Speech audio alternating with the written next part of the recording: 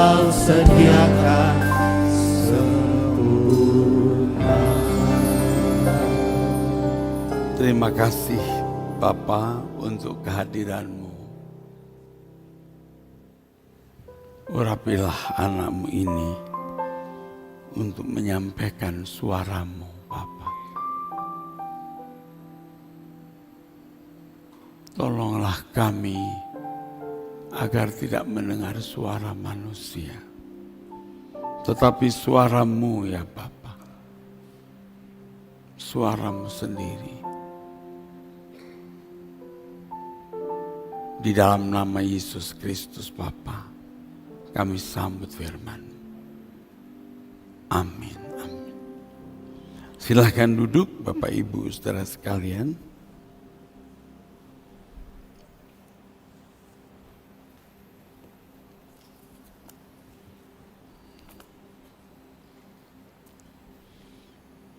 Ada satu hal yang saya renungkan sejak beberapa waktu yang lalu.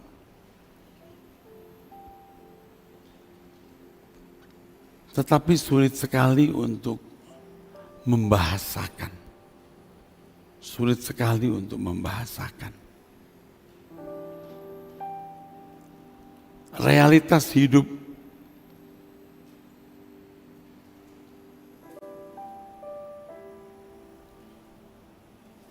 yang harus kita bisa sadari. Kalau kita tidak bisa menyadari hal ini, saudaraku,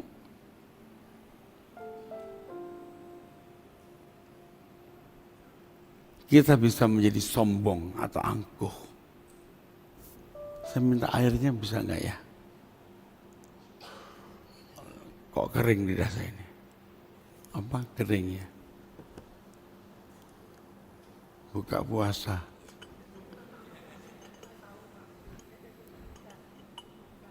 Ya? Apa?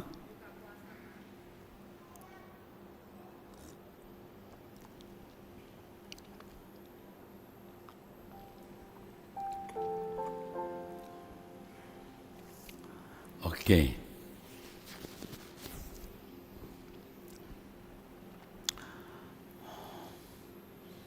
Betapa kecilnya manusia itu. Betapa kecilnya. Dibanding dengan Tuhan Allah yang maha besar.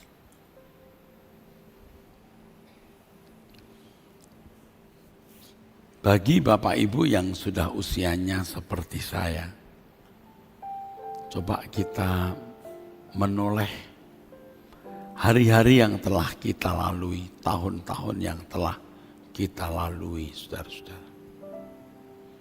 Ya, kalau sempat misalnya kembali ke kampung halaman, ya saudara, itu penghayatannya lebih terasa. Ya, kadang-kadang kita melihat rumah dan suasana tempat kelahiran kita. Kita ingat ada siapa-siapa yang pernah dulu ada, sekarang sudah meninggal. Ya. Betapa kecilnya manusia itu. Kalau saudara melihat YouTube, ada bintang-bintang film yang dulu dipuja, disanjung, sekarang meninggal semua. Pertama kali saya ke Jakarta, saudara, saya masih ingat saya naik bajai dari Gambir. Seingat saya melalui Bundaran HI, itu masih bisa dilewati bajai. Betul ya Pak ya? Tahun 75, betul? Lalu Jalan Sudirman, itu dulu masih mirip seperti Petamburan. Artinya begini, kalau kita jalan di Jalan Sudirman itu, gedung metropolitan sudah ada. Tetapi di sepanjang jalan itu warung-warung, anak-anak masih lari-lari. Tapi kalau sekarang lewat, sudah lenyap, tidak ada bekasnya sama sekali. Ini mungkin yang muda-muda nggak kebayang. Tebet, jalan Tebet sekarang pun masih lebih ramai, lebih tertata. Waktu itu kan ada warteg, masih ada rumah-rumah di situ. Tapi kalau sekarang saya lewat, nggak ada sisanya. Manusia-manusianya juga sudah tidak ada. Nah, yang tadi saya katakan, saya tidak bisa menjelaskan itu, ini loh saudara. Betapa kecilnya manusia. Manusia silih berganti. Ya. Banyak. Tuhan tetap.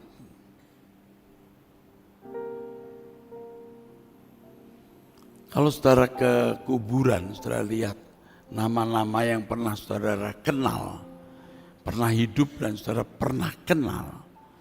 Duh, betapa kecilnya manusia.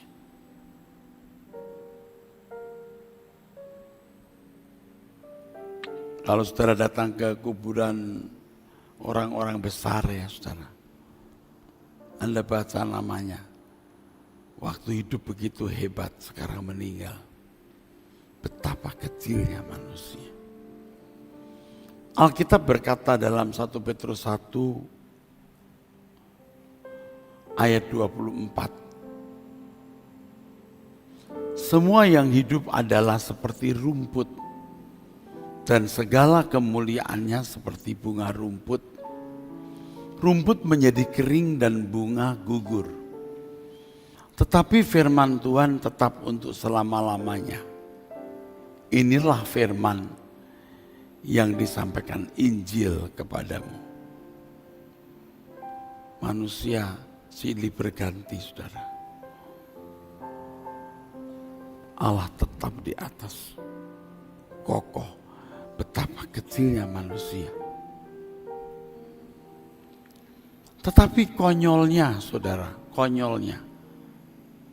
Manusia tidak mau memandang ke atas. Sehingga berlalu sia-sia. Seperti rumput, kemuliaannya seperti bunga rumput. Rumput menjadi kering dan bunga gugur. Saya mengajak saudara begini, saudara. Saya nggak ada gambar, tidak ada benda untuk jadi alat peraga, tapi saya pakai ini Tuhan, saudara. Kita manusia. Kenapa kita sekarang ini yang hidup tidak begini, saudara? Kenapa kita tidak begini? Kenapa mesti kita ikut begini? Kenapa kita tidak begini?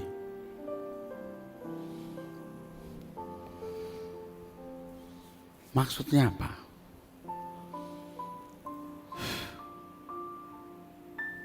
Tuhan itu terlalu mahal, terlalu tinggi, terlalu suci.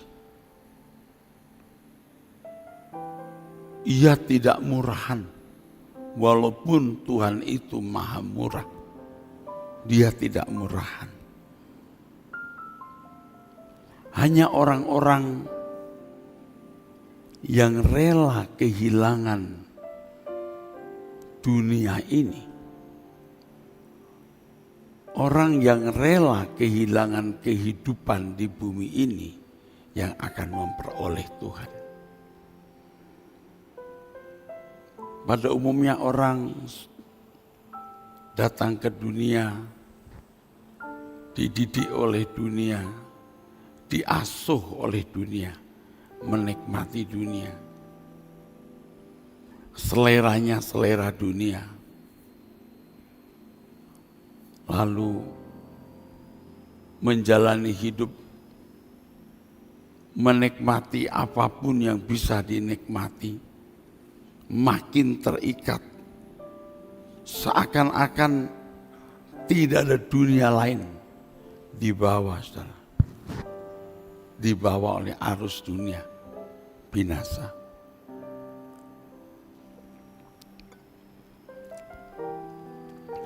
Sebagian saudara sebenarnya begitu, sedang hanyut.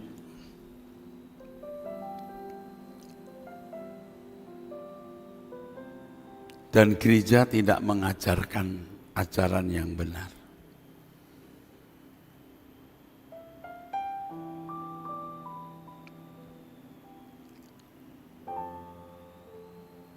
Tuhan masih belum datang, ya. Tapi kalau Tuhan datang hari ini, kira-kira saudara layak enggak ya menghadap Tuhan? Layak tidak masuk rumah Bapa? Allah berkata, kuduslah kamu sebab aku kudus. 1 Petrus 1 ayat 16. Itu artinya begini loh, kamu harus kudus seperti aku. Standar kudusnya itu kudusnya Allah.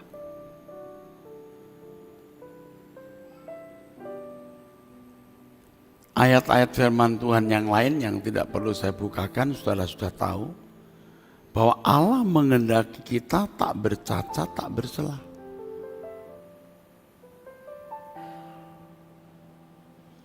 Yesus berkata, kalau kamu tidak melepaskan dirimu dari segala milikmu, kamu tak layak bagiku, tak dapat jadi muridku, kamu tak dapat kubentuk.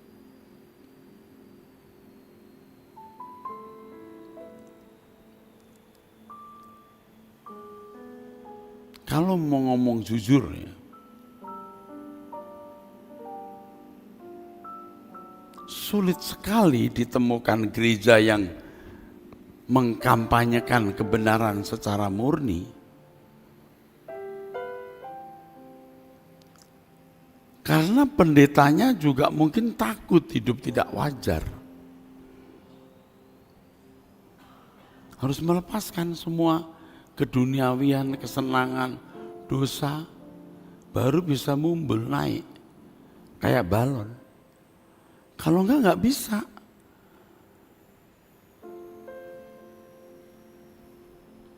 Kita berdaging, tapi harus matikan daging.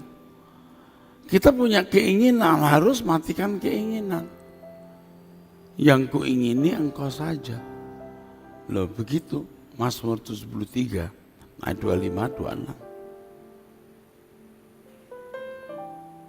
Sebenarnya lagu saya yang engkau gairah hidupku itu, maksudnya supaya kita bisa terbang. Engkau gairah hidupku, satu-satunya ya Bapa, satu-satunya. Engkaulah Terus kehidupanku. Engkau nyawaku, Tak ada kebahagiaan, tak ada kebahagiaan apapun selain dirimu. hanya Engkau, Hanya Engkaulah bahagiaku. Ku Hidup hanya bagimu, aku hidup hanya untuk kesukaan hanya Bapa, untuk kesukaan Bapa. segala Itu baru bisa terbang. perkara. Kalau enggak bisa. Itu kebahagiaan Yang benar. dan sesungguhnya membahagiakan hatimu Bapa. Saudara masih mengikuti saya? Ngerti enggak? Ini direkam nih. Ya harus hati-hati ngomong. Tapi kalau saya boleh terus terang, apa yang diajarkan selama ini di banyak gereja itu salah.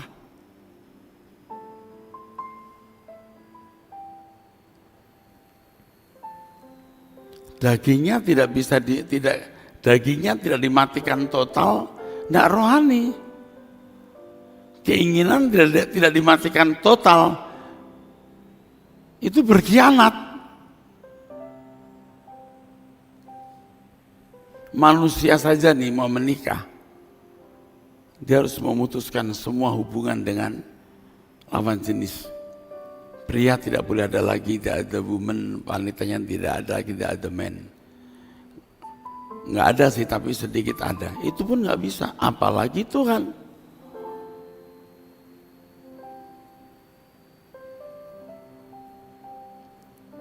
Orang tuh nggak percaya loh, surga itu luar biasa keindahannya.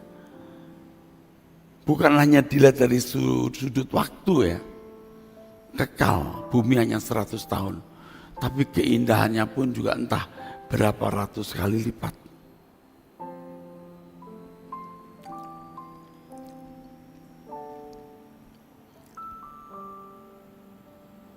Nah kalau saya bicara ini ya, lalu jemaat Rehoboth sudah terlanjur besar.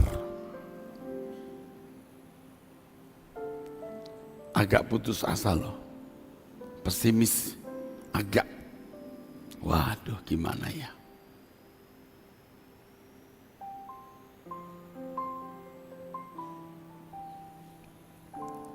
Berat. Nanti kalau aktivis atau hamba Tuhan tidak bisa mengikuti pengertian ini, ajaran ini kan, waduh berat, saudara. Tapi saya maklum ya, saya sendiri juga diubah Tuhan seperti ini sejak COVID kan. Engkau gairah hidupku ini. Baru sejak COVID, terus saya terbang terus itu. Wah itu mengalami banyak bullying.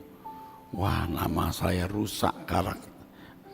Ya pembunuhan karakter begitu rupa. Tapi berkatnya luar biasa. Saya mumbul,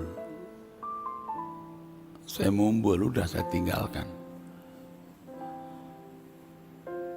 Lagu tadi yang dinyanyikan terakhir itu sudah sempat menyentuh, saya diem aja. Nyet hati saya yang bawa aku ke sana, ajar setia, mengerti semua maksud dan jalanmu. Tak ku ingini lagi indahnya dunia ini, karena ku yakin yang kau sediakan sempurna. tiada Yang ku nanti lagi, apapun di bumi ini, rindu hatiku pulang ke sana.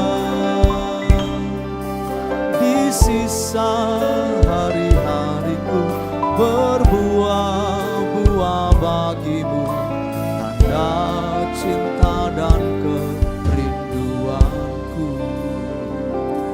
Orang itu tidak yakin Tuhan itu indah. Tuhan itu indah. Tuhan itu mestinya satu-satunya harta kita. Tapi orang gak sanggup. Banyak orang gak sanggup. Tuhan menjadi satu-satunya harta kita. Banyak orang gak sanggup. Gak mampu percaya bahwa dia satu-satunya harta kita. Bahwa dia satu-satunya yang berharga.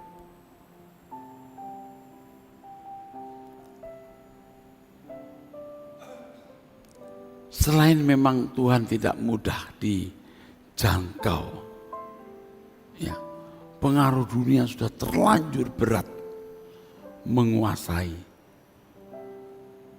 Banyak orang menguasai saudara.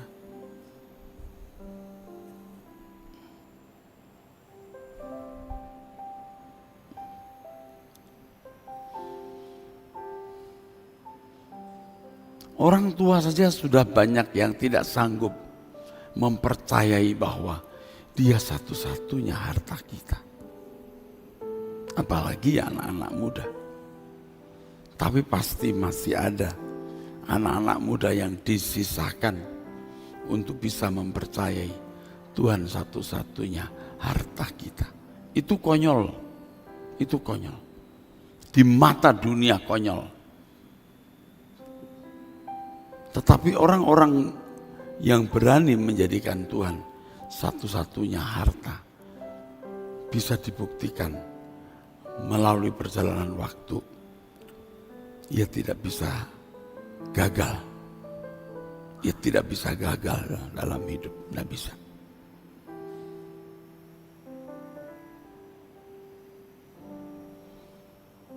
Saya bukan orang sempurna, tapi dari dulu saya belajar mencari Tuhan.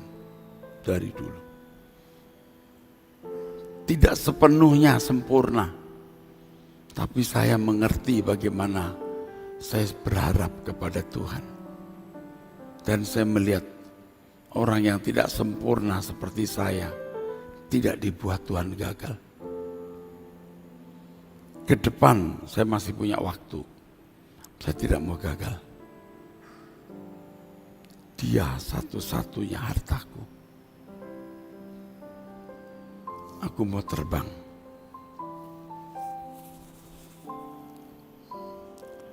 Saya sendiri kadang-kadang tidak percaya pada diri sendiri. Kok bukan tidak percaya dalam arti tidak mengenal, tapi kok bisa ya? Saya setiap hari saya update. Aku mau hidup hanya untuk menyenangkan Engkau ya Allah. Aku mau menjadi anak kesukaan-Mu. Aku tidak mengingini apapun selain yang Kau inginkan aku ingini. Jadi kalau Tuhan tidak menghendaki saya mengingini sesuatu, saya tidak akan ingini itu. Saya mau hidup suci Tuhan. Saya ngomong salah saja, aduh saya suka menyesali.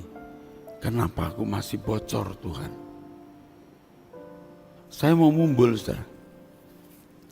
Orang kan lewat begini. Jalan, saya mau naik. Saya mau mengajak saudara ikut naik.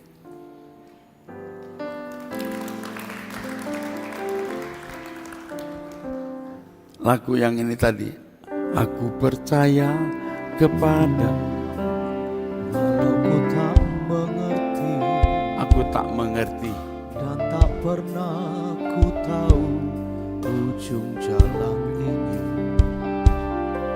Namun ku tetap percaya, Kau yang memanggilku setia, memandu langkahku berlabuh di sana.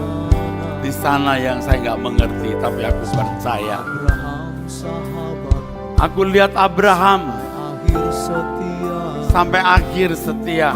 dari jauh memandang Abraham memandang dari jauh ke negeri perjanjian. Kanaan surgawi permai, tanah air yang Kau janjikan, tempat pertemuan semua saling kenal. Abraham itu bapak orang percaya.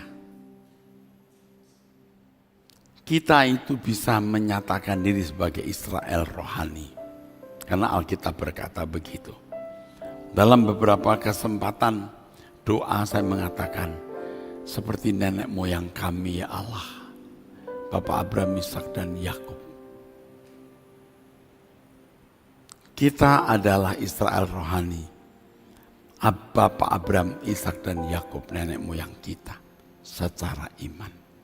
Nah, Bapak Abraham ini, saudara, dipanggil keluar Ur Kasdim. Tuhan berjanji akan memberkati dia. Abraham harus pergi untuk menemukan negeri yang Tuhan janjikan.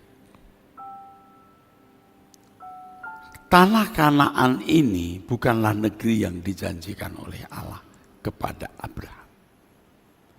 Saya kira masih banyak pendeta dan hamba-hamba Tuhan. Hamba-hamba Tuhan maksudnya dan jemaat. tidak tahu bahwa tanah yang dijanjikan Allah kepada Abraham itu Kanaan surgawi, bukan di bumi, itu di sana. Sedangkan tanah Kanaan yang dijanjikan Allah kepada Abraham untuk keturunannya yang sekarang ada di Israel Palestina. Saudara mengerti maksudnya? Amin?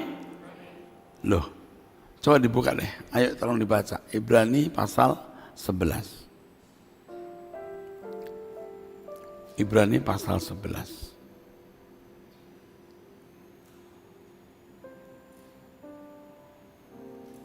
Supaya saudara tahu ya, ini coba.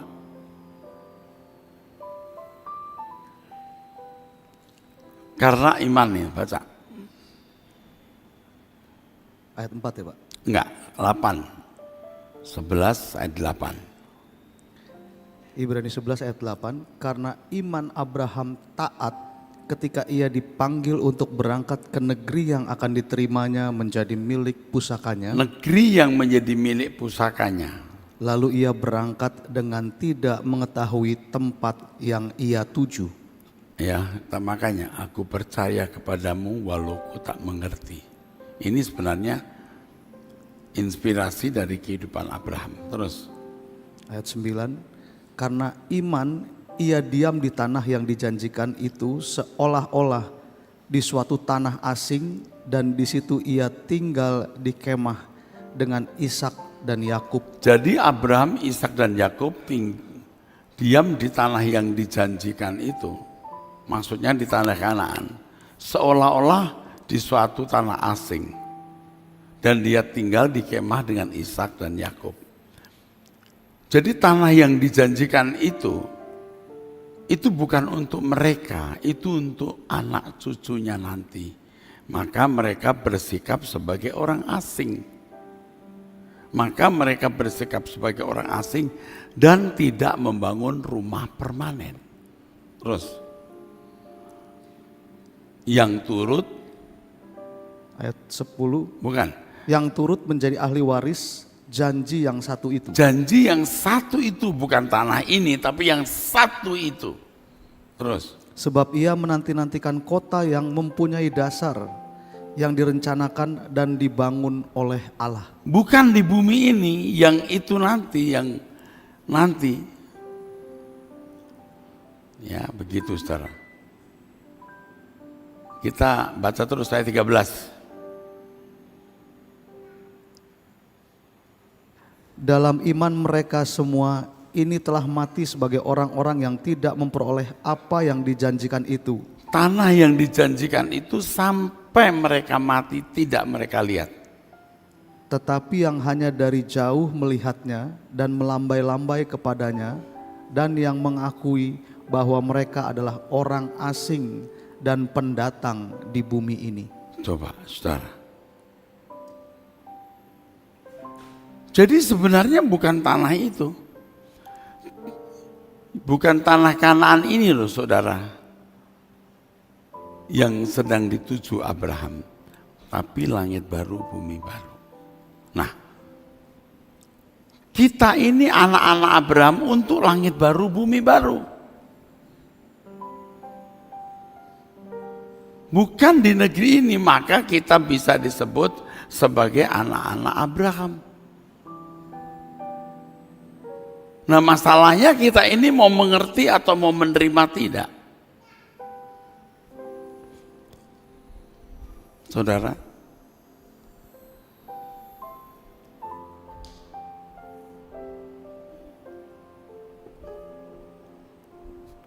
Saudara jangan kaget ya. Saya susah menjelaskan tapi saya akan menjelaskan.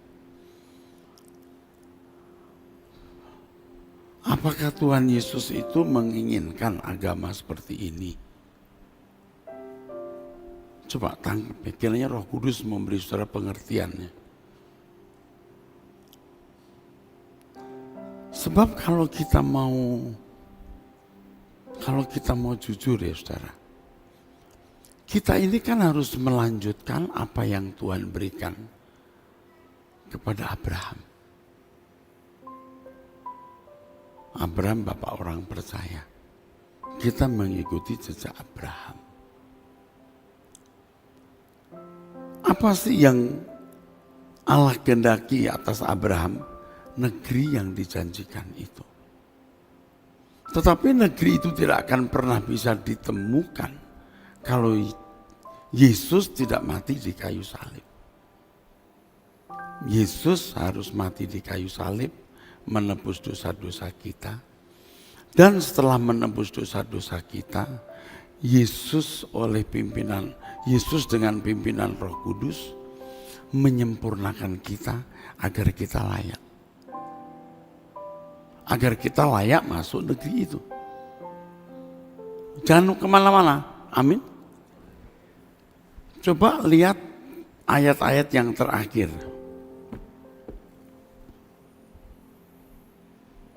Ayat-ayat yang terakhir, Ibrani 11. Bapak Ibu jangan kehilangan ya kesempatan ini, berkat ini.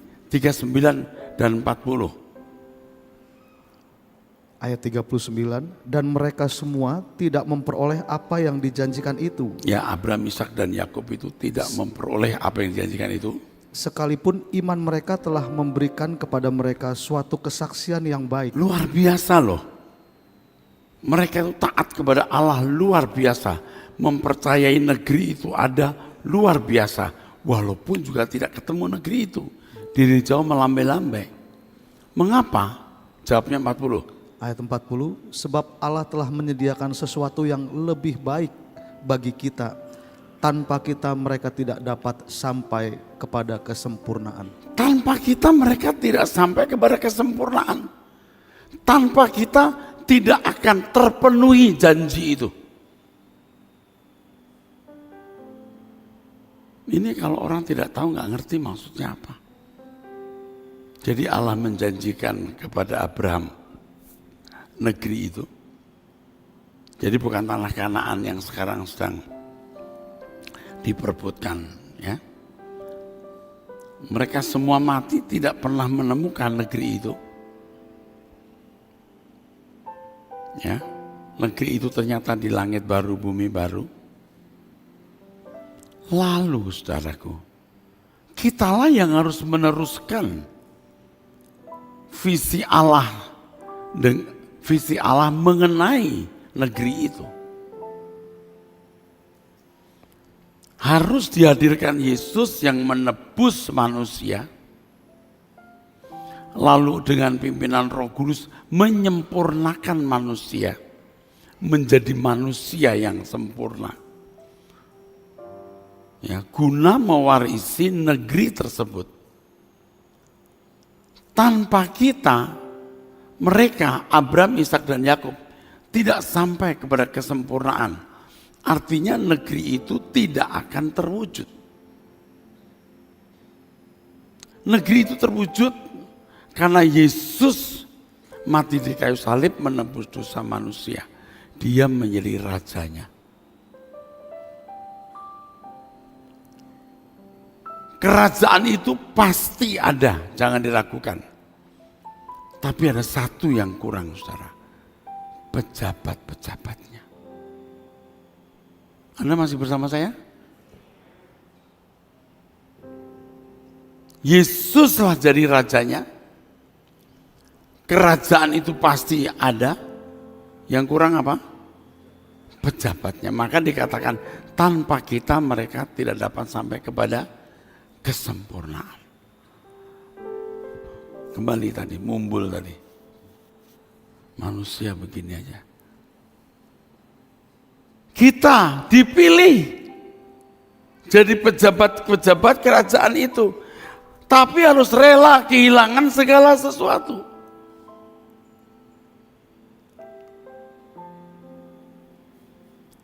Harus rela kehilangan segala sesuatu. Kalau Abraham tidak perlu kehilangan segala sesuatu dalam arti materi ya. Mereka mempercayai Allah itu sudah luar biasa. Tapi kita ini harus meninggalkan segala sesuatu karena apa? Karena kita jadi pejabat-pejabat kerajaan itu yang harus sama persis dengan rajanya. Oke, Ibrani 12, kita lanjutkan.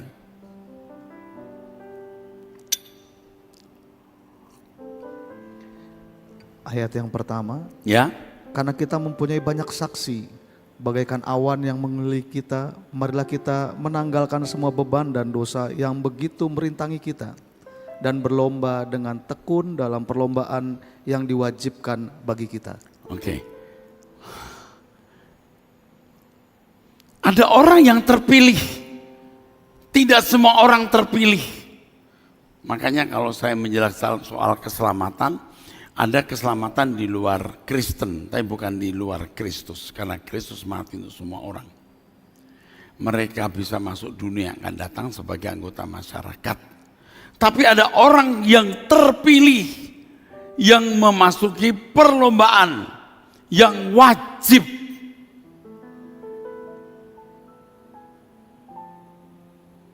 Yang harus menanggalkan beban dan dosa.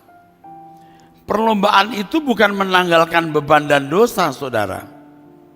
Beban dan dosa ini yang merintangi perlombaan tersebut. Apa sih perlombaan itu? Ayat 2. Marilah kita melakukannya dengan mata yang tertuju kepada Yesus, yang memimpin kita dalam iman dan yang membawa iman kita itu kepada kesempurnaan. Nah, perlombaan itu adalah memiliki iman yang sempurna, artinya ketaatan seperti ketaatan Tuhan Yesus. Maka kalau Yesus berkata, serigala mempunyai liang, burung mempunyai sarang, anak manusia tidak memiliki tempat untuk meletakkan kepalanya, kita juga harus berani berkata begitu. Makananku melakukan kehendak Bapa dan menyelesaikan pekerjaannya. Kita harus bisa berkata begitu. Aku datang bukan untuk melakukan kehendakku sendiri, tapi kehendak Bapa. Kalau saya menemukan kebenaran ini 20 tahun yang lalu, mungkin Rehobot tidak sebesar hari ini. Mungkin nggak besar.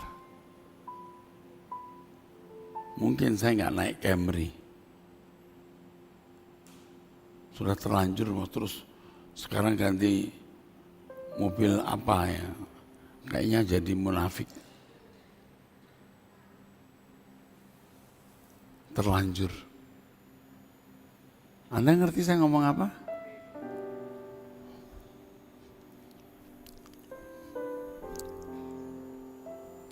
Saya salah didik kepada anak-anak saya pun saya merasa salah didik. Kepada pendeta-pendeta pun juga salah asuh. Tidak presisi. Nangkep gak saya ngomong apa? Nangkep gak? Tidak jahat tapi tidak presisi. Sekarang setelah menemukan yang presisi, waduh, susah banget untuk mengembalikan. Do you know me speaking? Really? You catch it? Catch it.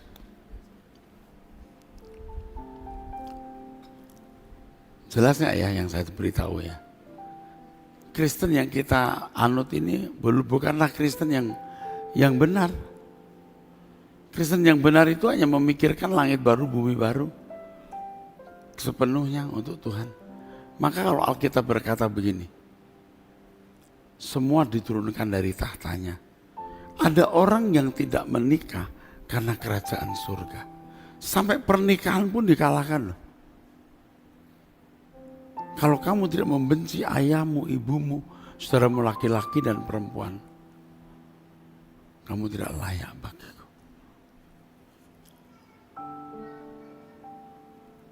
Saya sudah ngomong dari tadi, saya sulit loh menjelaskan ini.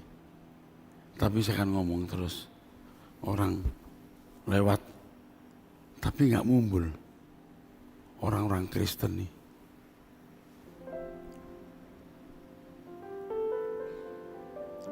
Pak Jonas nangkep maksud saya. Susah menjelaskannya ya. Jadi gaya hidup anak saya, anak kandung saya, itu pun gaya hidup yang saya lihat mestinya nggak begini. baik, anak saya baik. Sama orang suka memberi, baik-baik. Tapi mestinya tidak begitu, mesti harus lebih sederhana. Pendeta-pendeta yang saya besarkan, mestinya tidak begitu.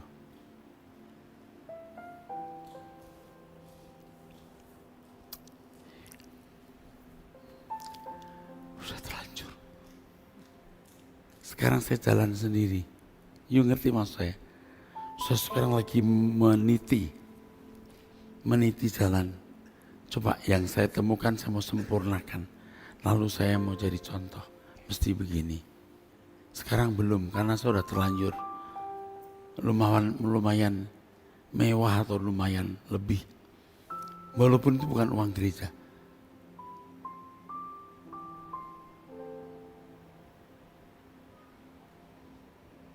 Jadi tidak ada penderitaan selain terpisah dari Allah. Jangan menyesali apa yang terjadi. Kita mumbul aja di langit baru, bumi baru, di kerajaan surga.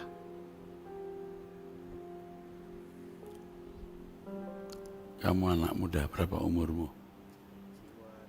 22, kamu ngerti nggak apa yang Om Adas katakan? Ngerti sekali.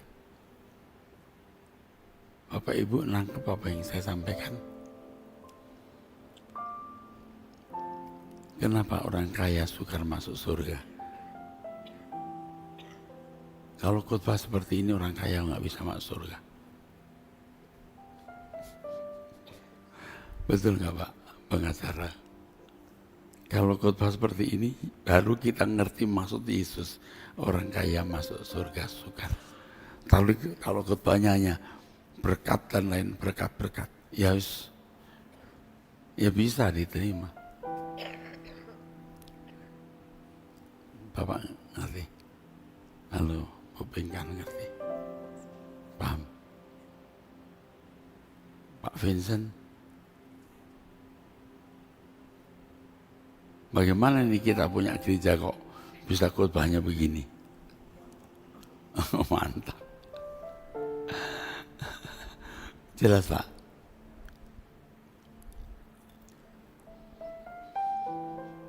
Saya itu sering membayangkan begini saudara, itu sering. Kalau begitu orang mati, pet. Nah, saya pernah punya pengalaman itu, gelap. Lalu ke langit, keindahannya luar biasa. Buset deh, gak pengen balik. Gak pengen balik.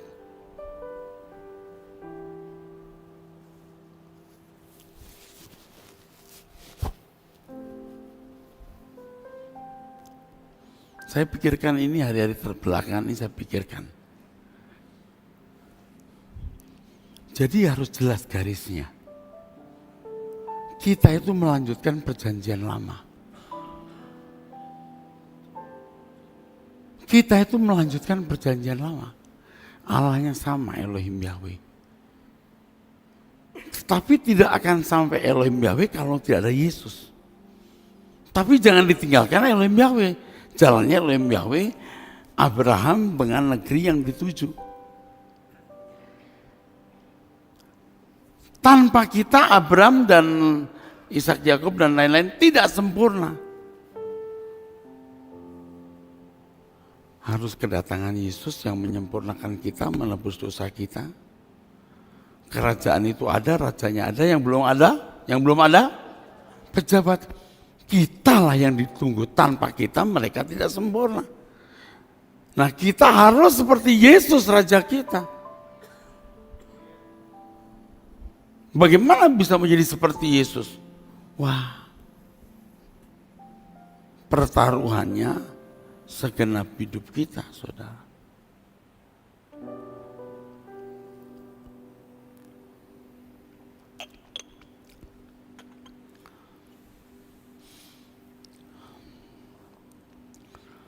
Bapak Ibu nangkep saya ngomong apa? Hidup ini tragis. Mau apa, mau nyari apa? Hanya langit baru, bumi baru saja. Ini kan orang-orang yang gak mengerti kebenaran itu, saudara. Prat yang apa itu? Aduh, langit baru, bumi baru. Prat. 2 kali saya khotbah, saya mengingatkan begini. Ingat Bengawan Solo ya. Lagu yang dikarang oleh Gesang itu. Ingat Bengawan Solo. Apanya? Akhirnya ke laut. Akhirnya ke laut. Saya mau nanya ke anak-anak muda. Halo anak muda. Kalian ngerti gak Om Eras ngomong apa?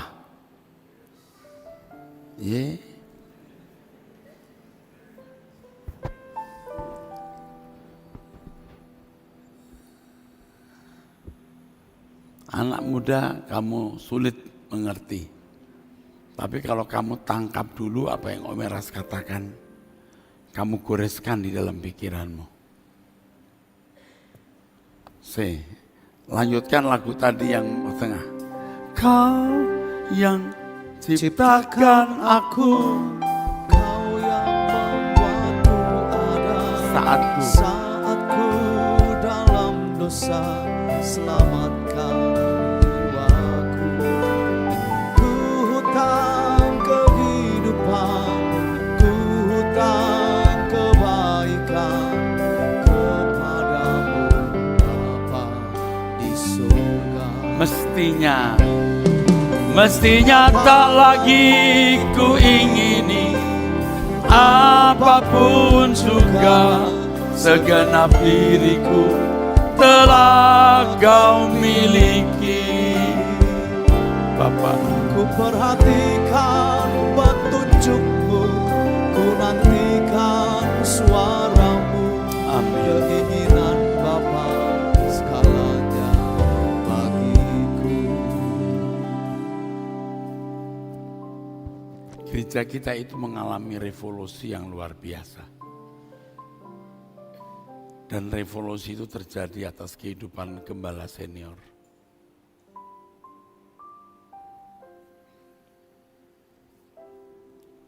Khotbah ini adalah bagian dari proses revolusi itu. Bapak Ibu masih mau bersama-sama dengan saya? Ini bagian dari revolusi itu. Saya berubah terus. Saya bukan bertambah ngawur, saudara. Bapak Ibu ngerti ya? Ngerti ya maksudnya? Ini revolusi terus, Pak. Ibu ngerti yang saya ngomong? Ya, putrinya itu, kamu ngerti nak? Bisa ikut?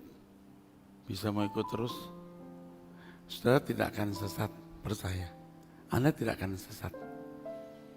Ini saya tidak mestinya saya menjelaskan bahwa dengan kehidupan seperti ini, gula akan terasa lebih manis. Betul, lezat, hidup ini lezat. Kita bisa menikmati keindahan.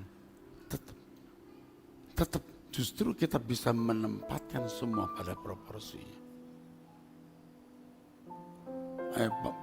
Siap-siap singer WL. Justru bisa. Anda malah bisa menempatkan makan, minum, seks, musik, seni pada proporsinya. Karena Tuhan tuh menciptakan semua itu untuk kita. Tapi kita tidak menjadi rakus, punya kita nikmati, nggak punya pun nggak masalah. Karena nanti di langit baru bumi baru, semua tersedia sempurna. Semua ada sempurna. Saudara bersyukur loh di CityCon ini. Khotbahnya memang bagus-bagus. Nanti kalau saya sudah pulang, saya nggak bisa ngulangin lagi. Hebat-hebat ya. Oke. Itu sampai menutup mata. Sampai